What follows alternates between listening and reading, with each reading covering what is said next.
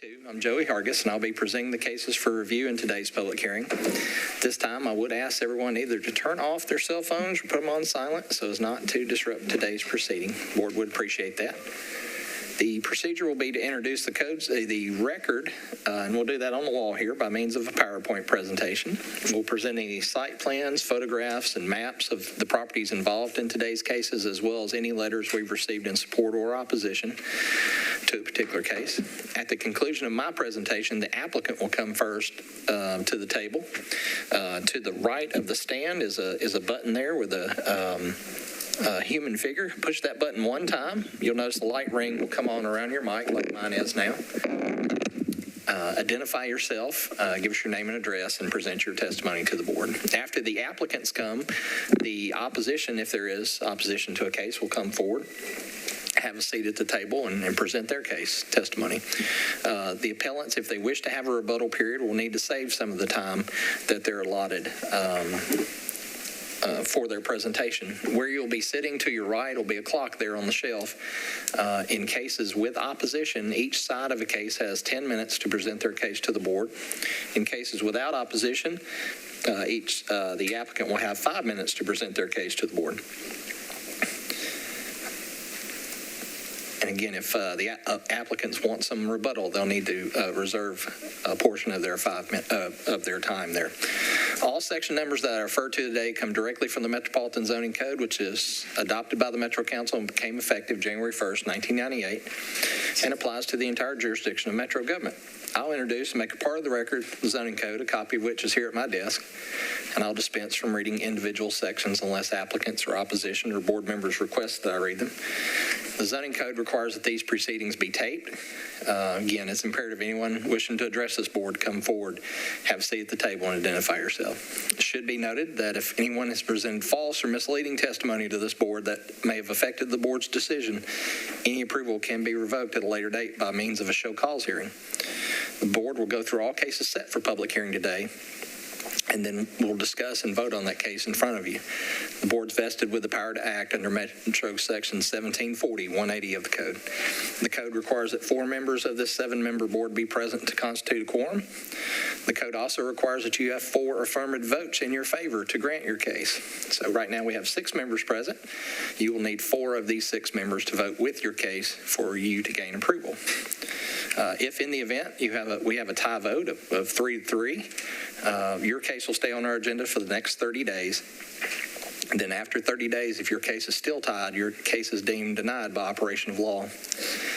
The applicants or any aggrieved property owners may request a rehearing within 60 days of this public hearing. Further, an applicant or aggrieved property owner may appeal this board's decision to Chancery or Circuit Court within that same 60-day period. But once that 60 days has elapsed, this board's decision is final.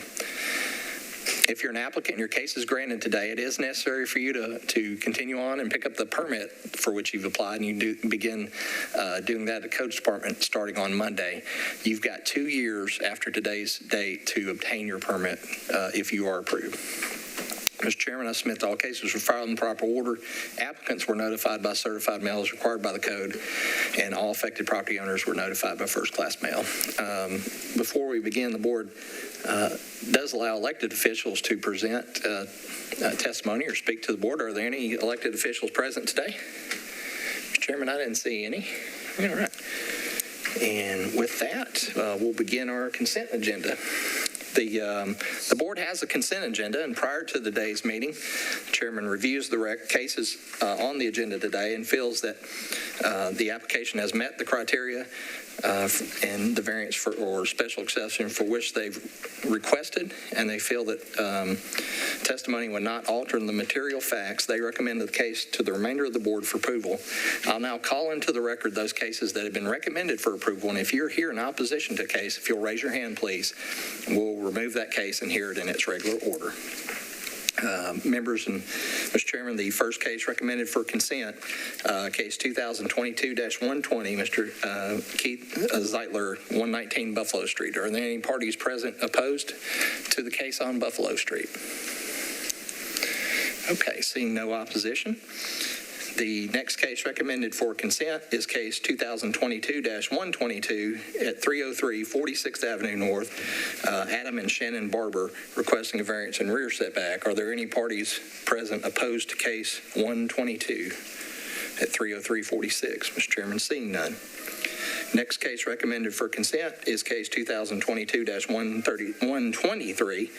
Mr. Andrew Tuck, 3006 Brightwood, requesting a variance in street and side setbacks in R8 to construct an addition. Are there any parties present opposed to case 123?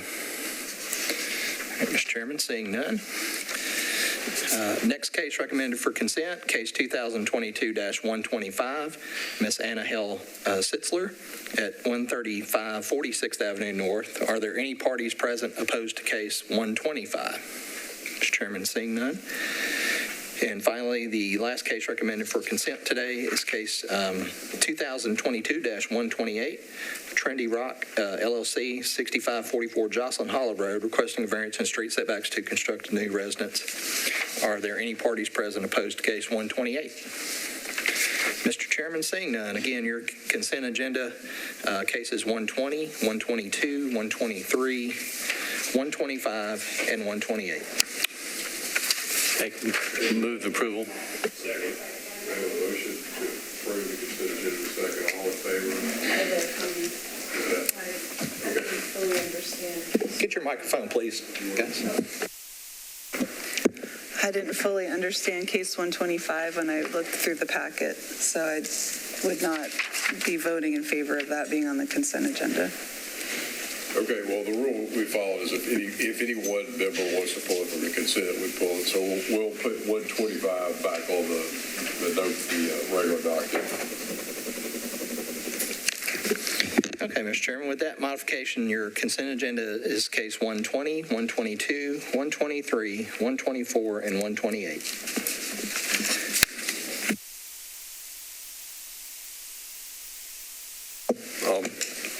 Move that we accept the consent agenda as amended. I'll second that. Okay.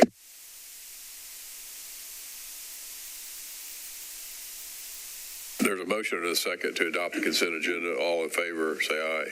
All opposed? Okay, that passes.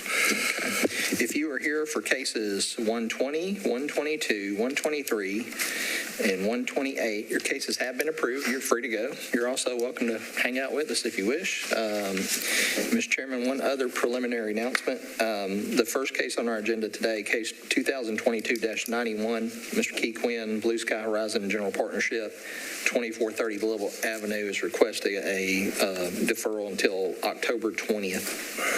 And I'll need a motion for that. Okay, is the applicant ready?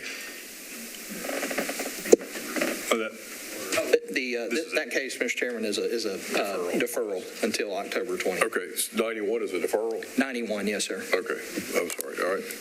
And I'll move that we defer the case to October 22nd. All right. Anybody opposed to that motion? Okay, that motion passes. Okay, Mr. Chairman, our first case today. We might want to. I think there might be some folks out here whose case is on the consent agenda. Yes.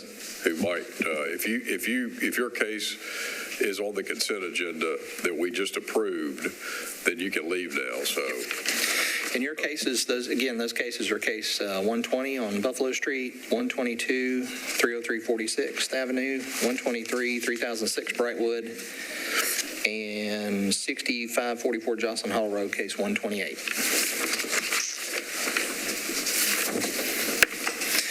You hurt my feelings, Mr. Chairman. I thought they wanted to stay and watch the proceedings, but what's that? I thought they wanted to stay and watch the whole case, whole agenda. I was surprised they all left. Surely somebody wanted to stay hear us, but anyway, okay. All right. With that, we will begin our first case of the day. And while I'm pulling up the slides, stalling for a moment, I'll call the caption. The first case today will be heard by the board will be case 2022-124. Mr. John Gores, the appellant, Mainland 4th LLC, the owners of the property at 916 4th Avenue South, requesting a special exception from the height requirements in the UZO district. The appellant is seeking to construct a 20-story mixed-use building referred to the board under Section 1712-060F. The appellant has alleged jurisdiction under Section 1712-060 2040-180, item C. Mr. Chairman, you have a report from the Planning Department recommending an approval with a condition. Okay, and is there any opposition here to case 124? Okay, being none, then Mr. Michael, you'll have your 5 minutes. 5, yes. 5 minutes, yeah. Hopefully I'll get it. Thank you, Mr. Chairman, and thank you, members of the board, both for your service and certainly for being willing to hear our case today. The project before you with this case is located at 300 McCann Street, just a very short walk from this very building. This is a location commonly known to certain members of the board, to my right, named Tom, as the Crazy Horse business establishment that's been there for a number of years, operating successfully, however, is now subject to an adaptive reuse of that existing structure, construction of a new mixed-use development that will include approximately 300 residential units and retail components as well. Most notably, if you will forgive the very general phrasing, a market, as the developers have been in active work with the Nashville Food Co-op to try to establish an answer to a long-standing food desert in this particular part of the city. So we're excited about the project very generally, excited about the residential options that it brings in a city where we are desperately underhoused in terms of the number of residential units available for folks to live here in Nashville, and especially near downtown with the continued growth of the city in that area. And Mr. Michael, let me stop you for a moment. I'm a bit rusty sitting in this chair. Let me go through the slides for the board first. And I was trying to buy you some more time, Mr. Tony Administrator. No problem, sir. We'll, all right. Folks, the subject property, let's see. Nope, got to get to the right case here. Apologize. There we are. Subject property is located again on 4th Avenue South, just south of the Interstate 24 interchange. And this is a view of the subject property from McCann, looking toward the south. A view looking east from 4th Avenue.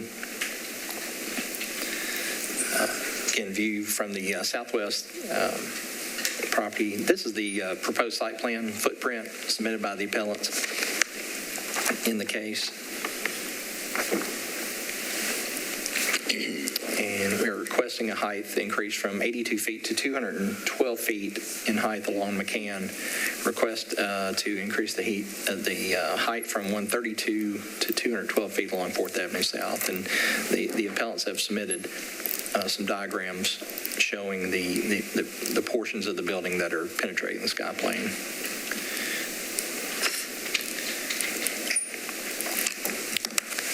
And a view of the solar study submitted by the appellants. Okay, Mr. Michael, I apologize. I'll turn that back over to you guys.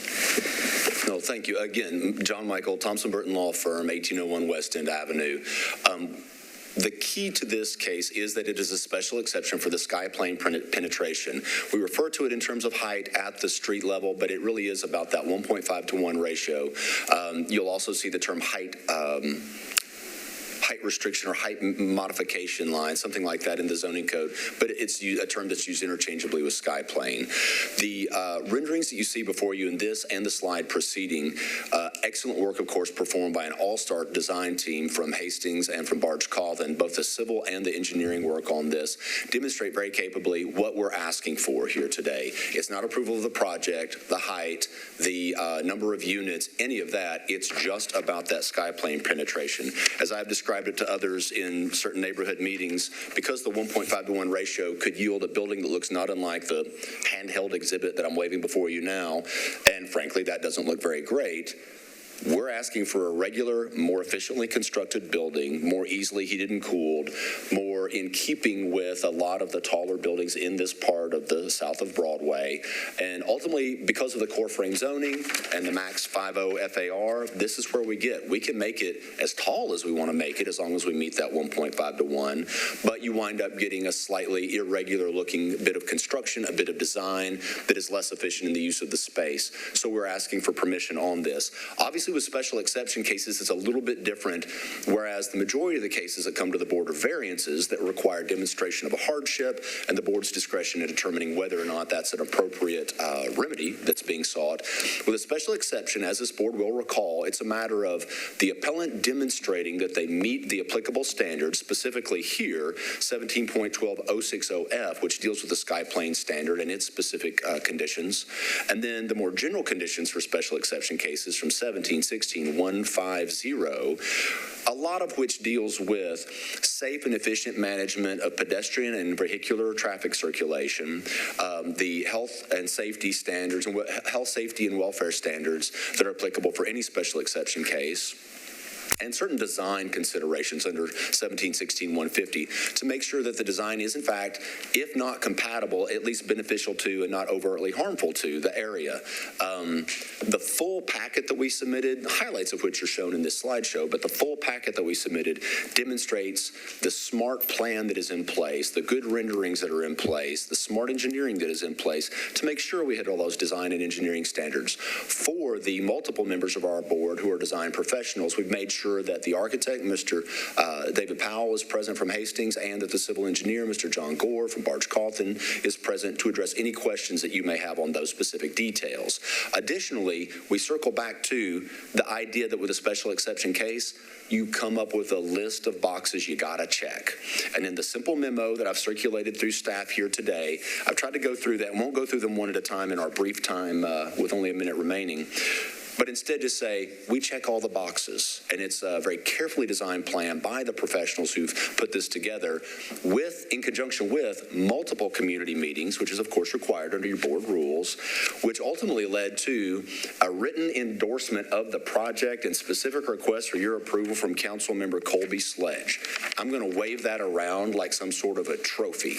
The council member overtly supports this request and this project, and we're proud to have that support because we're proud of what's going to eventually be built here. It's going to be glorious, beautiful, beneficial to the community and this specific neighborhood for many years to come.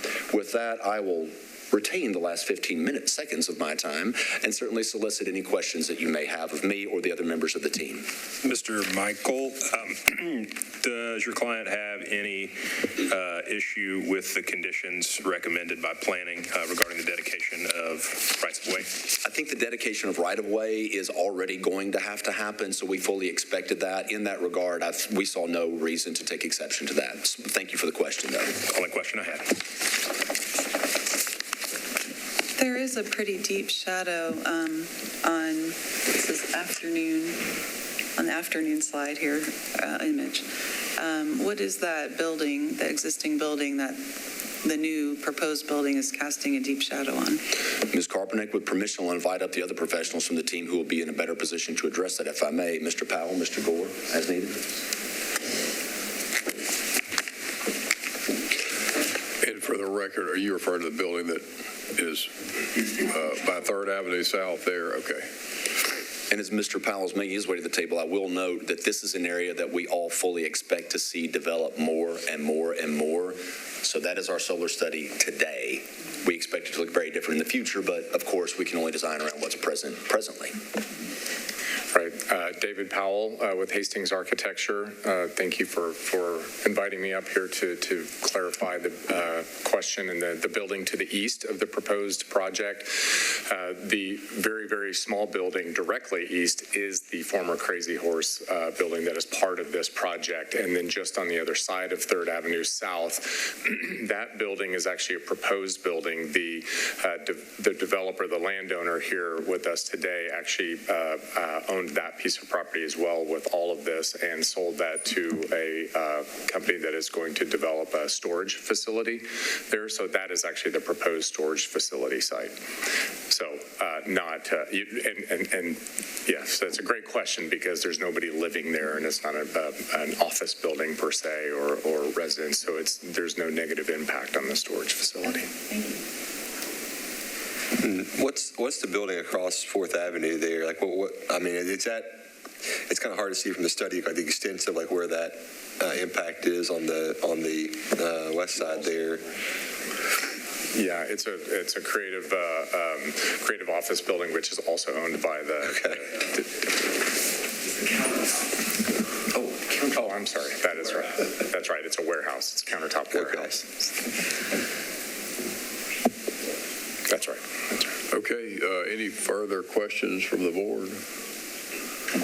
Okay, and you don't need any rebuttal time because there's no opposition, so we'll close the public hearing and discuss. Yeah, I think given the nature of the current use of the property, it's a little embarrassing to have to disclose visit to the site, but I will disclose that this is on my daily commute home, and so I have driven past the site. I can assure you and verify I have not been inside the current establishment. But You're the one that said you go home there all the time. I mean, the Fourth Avenue highway south. Sometimes it feels like a speedway down there. Yeah, I mean, from a meeting the standards standpoint, I think they've gone above and beyond in demonstrating compliance with the standards. I don't, frankly, don't understand the sky plane ratio technical language fairly well, but in terms of reviewing the file, it seems to me that they've met that. Yeah, well, I would question the adaptive reuse of that establishment and not wanting to just burn it to the ground, probably. I hope they have really good cleaners, but I do. I mean, I think it meets the standards. It does have a big impact. I mean, you know, I think it's a pretty abrupt departure from the existing development around there. But as the applicant mentioned, it's going to keep redeveloping. I think it does present a good pedestrian experience, as noted in the planning recommendation on, at least on 4th Avenue. It's pretty substantial, but I think it's also substantial, as Mr. Michael noted, that the support from the community, from the councilman. I know he's very active, and if he had an issue, then he would certainly, present it to us, and he presented support for this. So I'm interested in hearing what some others have to say. Well, I will move that we approve it with conditions, and also thank the applicant for the great graphics. Understanding the sky plane is hard enough, but the graphics were excellent, and we always appreciate that. So I'll move that we approve it with the conditions. Just to clarify, the conditions the planning has Correct. The conditions that planning recommended, yeah, the dedication of the right-of-way. Second. Okay, there's a motion and a second. Any further discussion? All right, all in favor, say aye. Any opposed? Okay, that passes 7-0. Thank you. All right, the next case. Okay, Mr. Chairman, members of the board, the next case before the board is case 2022-125. Ms. Anna Hill Sitzler is the appellant and owner of the property located at 135 46th Avenue North, requesting in addition to a non-conforming structure and variances in the street setback requirements in RS 7.5. The appellant is seeking to construct a new kitchen and great room to the existing residence referred to the board under section 1712.030. The appellant would allege jurisdiction under section 1740.180, item D. And sir, let me go through the photographs first, and I'll turn it over to you. Are there any parties present in opposition to case 125? Seeing none, Mr. Chairman. The subject property is the red parcel here, noted as Lot 2 in the RS 7.5 district, located on the west margin of 46th Avenue North, just south of Alley 1192. It's an aerial photograph of the subject property and a view of the existing residence. This view would be along 46th Avenue. No, this would be along the alley. I apologize. This view is from 46th. And then the proposed addition will be located in this area. Existing residence and elevation submitted by the appellant. The existing two-story residence is located, if you can see my cursor falling. No, you can't. Hang on one second. Let me... Forgot about the laser pointer. Existing residence located here. Proposed additions located a proposed covered porch in this area, and this is the area for the nature of the street setback variance, and the proposed addition here. This proposed porch construction actually complies with the code, so no issues. The board needs no action on this area here. So So this is just a side setback, correct? Is this that would be the street setback. North is the right-hand side of this orientation. And I Okay. can flip that if it helps, but 46, the street setback is located here. Oh, that's right. Yeah, okay, I remember that. Yeah. All right. And the issue on the street setback is 46 is listed as a collector street. The minimum required setback is 40-foot street setback. The existing residence sits inside that setback now. That's Right. the non-conforming portion of this case. And then their proposal is to come closer to 46, which makes it a variance in that location there. So I hope that Can you helps. say again? I couldn't hear you. Sure. What was the non-conforming part? The nonconformity is the existing residence sits currently within the required setback under the zoning code. 46 is classified as a collector street, which has a minimum 40-foot front setback, and the existing house sits within that setback currently. So it's within the 40-foot. It is. The existing residence here sits within that setback currently. Okay. And then their proposal is to come forward toward the street Forward even and to the more. side. Yes. More encroaching further to the street. That's correct. And that from the portions from here, which come closer to the road here and here, are a variance request. This addition actually would Is there any contextual setback in play here? Is it just the platted setback? yeah, there is not. It is just the setback under the zoning code. This particular home, if I recall, the front of this residence, I believe, faces south. There is a door on 46th, and this is 46 on the east-west side. So this is the only home that fronts 46. This home on the back side of the alley faces north. And so there's not a contextual street setback here. It's just what the zoning code calls for, which is because of the collector street is 40 feet. Obviously, at the time it was built, 46 was a different, not quite as a wide road then. So. And I had a question. We submitted a few other documents of I tell you houses. what, if you'll just hold and let him, are you done with your slide? Yes, sir. Yes, sir. That's all Okay, I've you got. could, so if you'll state your full name and your address, then you've got 5 minutes because there's no opposition here, so. My name is Kyle Sitzler. This is my wife, Anna. We purchased this house in August of 2020. So yeah, like you kind of mentioned, our house is in a little unique situation. We currently have a 40-foot setback, which, like you stated, is where the property is now. We are planning a home addition to hopefully hold our growing family soon.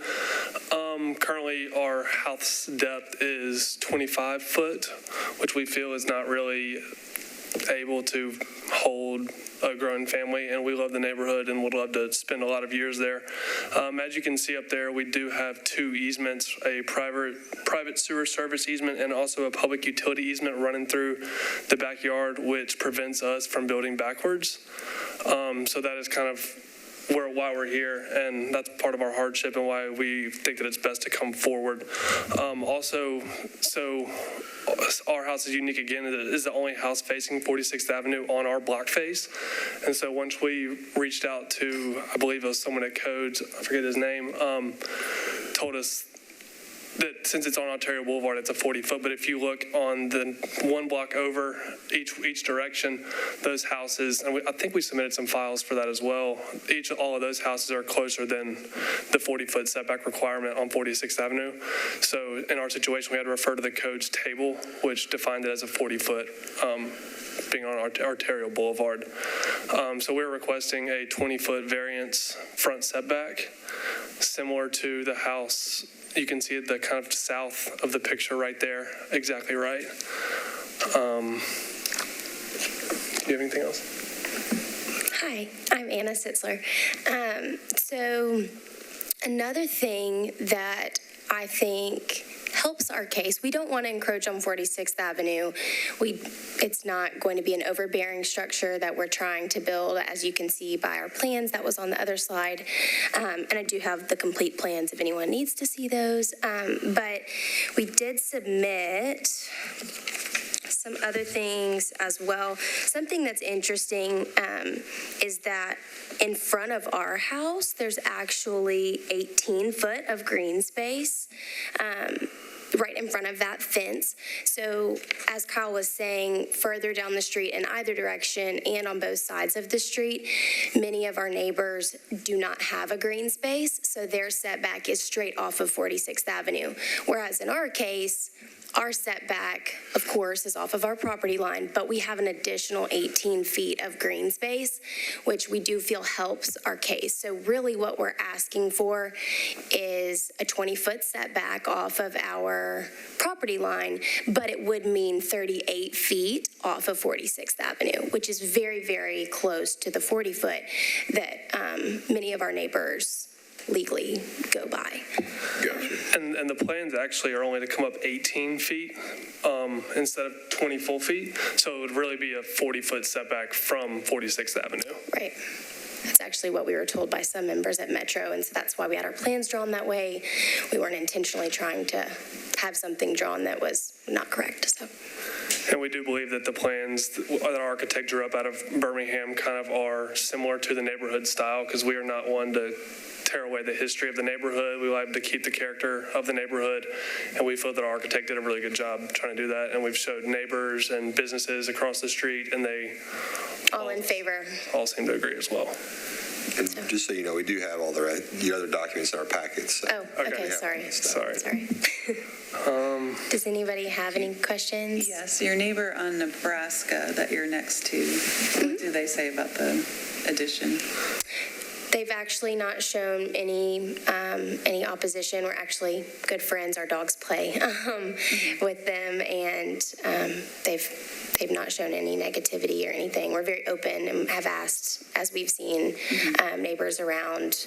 We are a lot closer with the neighbor to further down Nebraska, the first long skinny lot there, and they don't have any opposition as well, nor does the neighbor directly across that backs us to up on that alley and 46. We've spoken with them, and she's an older lady. She couldn't make it here today, but she asked me if she should come, so they're all very pleased.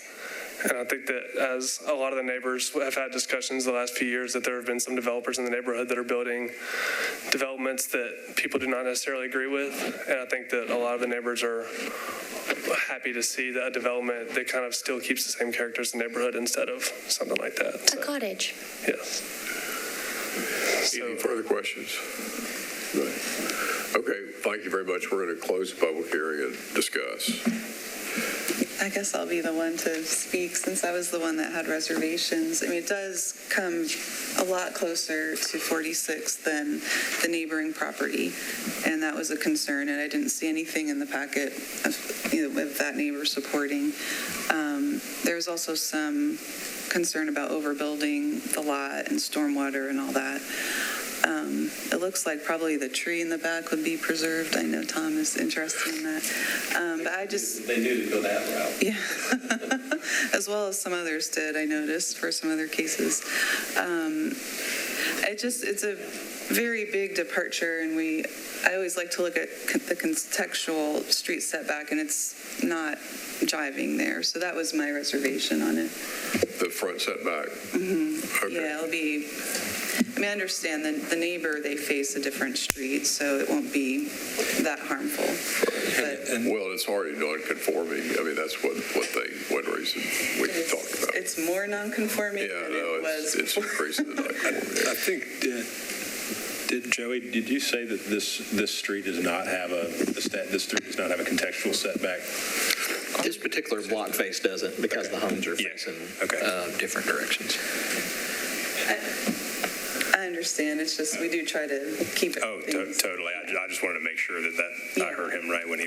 Yeah. Yeah, I think if you do look at, I mean, I don't know if technically the alley splits the block face, but the neighbor to the north, I thought I was seeing one of the pictures or one of the exhibits that they are closer there to the 246. And Joey, could you help? So is 46, I know there's a lot of streets in this area and in the nations that have like kind of overly sized right-of-ways for that used to be streetcar lines or trolley lines or whatever. Is 46 one of those that kind of has a uniquely wide right-of-way on it?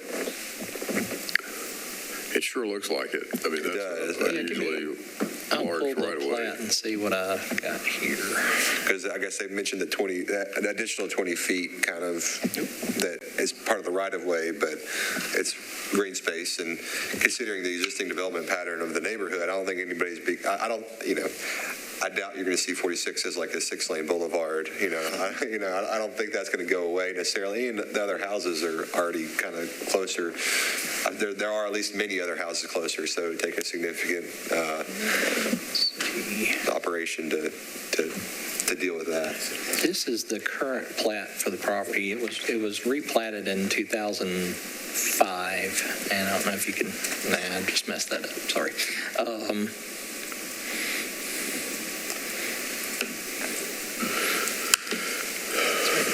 One second here.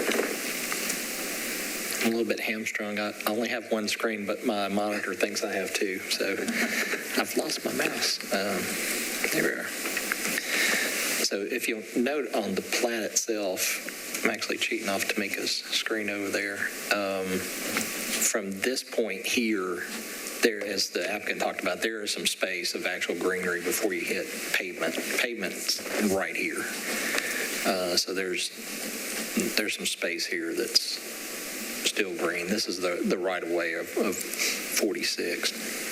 And it appears to me that as part of this plat in 2005, they took some additional right-of-way.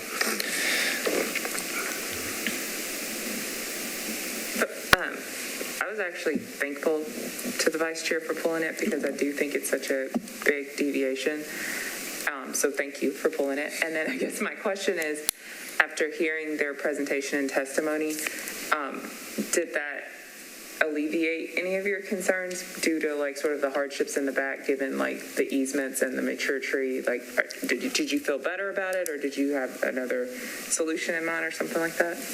I felt better knowing that the neighbors were supportive. We did have some opposition in the board packet, and I felt, I mean, there are hardships, and I understand what they're doing. They're trying to do the right thing for the neighborhood. It just was such a radical departure that I just felt like I wanted to hear more. Okay. No, I agree. I'm thankful. I wanted to too, so thank you. Yeah, what's persuasive to me, I think, is that there is no opposition from the surrounding neighbors, just that we would establish sort of, this injury to neighboring property or harm to public welfare that would be a consideration in denying the variance.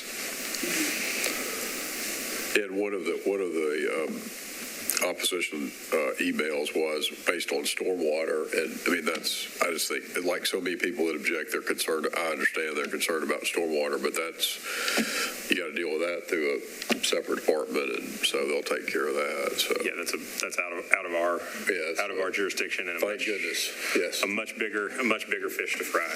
So it's still, I mean, you're still complying with the max lot coverage and all that kind of stuff. That's really what we have to look at, and is still compliant with that, regardless of whether there's a variance or not. The variance is just in where it goes along the streetscape, which is impacted by the easements in the back. Okay, any motion or further discussion? Or I'll make a motion that we approve based on the hardship of the existing easements in the rear of the property. Okay, I'll second. Any further discussion? Okay, we'll vote. All in favor, say aye. Raise your hand. Aye. Any opposed? Okay, that passes 7-0. So that's it. Yeah, That's thank it. you. Yes, thank you for your time. Mr. Chairman, that concludes the board's business for today. Okay. Motion to adjourn. Second. All in favor? All right, we're done.